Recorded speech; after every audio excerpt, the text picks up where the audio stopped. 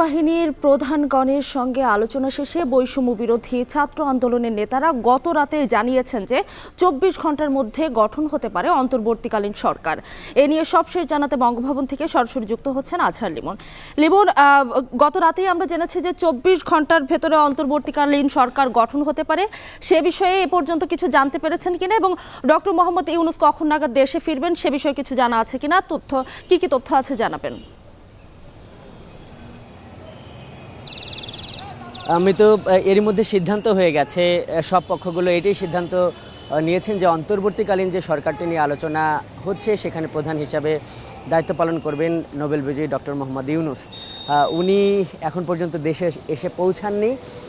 উনি যেটি শোনা যাচ্ছে যে সন্ধ্যা নাগাদ অথবা রাতের কোনো ফ্লাইটে উনি ঢাকায় অবতরণ করবেন এবং উনি অবতরণের পরই কিন্তু এই নতুন সরকারের শপথ এবং সেই সরকারের কার্যক্রম শুরু হবে। জানেন যে অনেকগুলো আনুষ্ঠানিকতা আছে, তাদের শপথ অনুষ্ঠান হবে এবং অন্যান্য যে উপদেষ্টাগণ দায়িত্ব পালন করবেন তাদেরও শপথ অনুষ্ঠান হবে।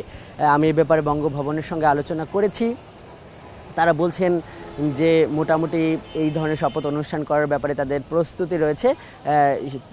যখনই তারা নির্দেশনা পাবেন তখনই কিন্তু এর যাবতীয় আয়োজন তারা করে ফেলবেন।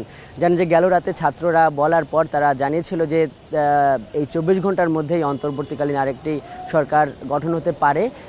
সেই হিসাবে আর মাত্র সেই ২৪ ঘন্টার হিসাবে কিন্তু বলা যায় যে আর মাত্র ১০ থেকে ১১ ঘন্টার সময় হাতে আছে এবং এখানে একটা বড় অপেক্ষা আছে ডক্টর মোহাম্মদ ইউনূস, যিনি এই নতুন সরকারের উনি প্রধান উপদেষ্টার দায়িত্ব পালন করবেন। তো এই পরিস্থিতি এখন চলছে। আমি ছাত্রদের সঙ্গে কথা বললাম, তারা বলছেন যে ছাত্ররা তো একটা প্রস্তাবনা দিয়েছেন, একটা অন্তর্বর্তীকালীন সরকারের একটা রূপরেখা তো দিয়েছেন, তবে এখানে অন্যান্য যে রাজনৈতিক দলগুলো রয়েছে তাদের পরামর্শ এখানে অন্তর্ভুক্ত করার বা আত্মীকরণ করার চেষ্টা করা হচ্ছে। সুশীল সমাজ বা বিভিন্ন ধরনের স্টেক হোল্ডার যারা রয়েছেন, সংশ্লিষ্ট পক্ষগুলো যারা রয়েছেন তাদের পরামর্শ মানা হচ্ছে এবং ছাত্ররা কিন্তু গতকালই কিন্তু বলেছিল যে সব মিলিয়ে বাংলাদেশ রাষ্ট্রের জন্য যেটি ভালো হয় তাদের পরামর্শ থাকবে, তবে সব মিলে বাংলাদেশ রাষ্ট্রের জন্য ভালো হয় এভাবে সর্বজন গ্রহণযোগ্য একটি অন্তর্বর্তীকালীন সরকারকে তারাও গ্রহণ করবে। আমরা দেখছি যে বঙ্গভবনের আশপাশে নিরাপত্তা আছে সেনাবাহিনীর এবং কিছুক্ষণ আগে আমরা দেখলাম যে নবনিযুক্ত যিনি পুলিশ মহাপরিদর্শক হয়েছেন মইনুল ইসলাম,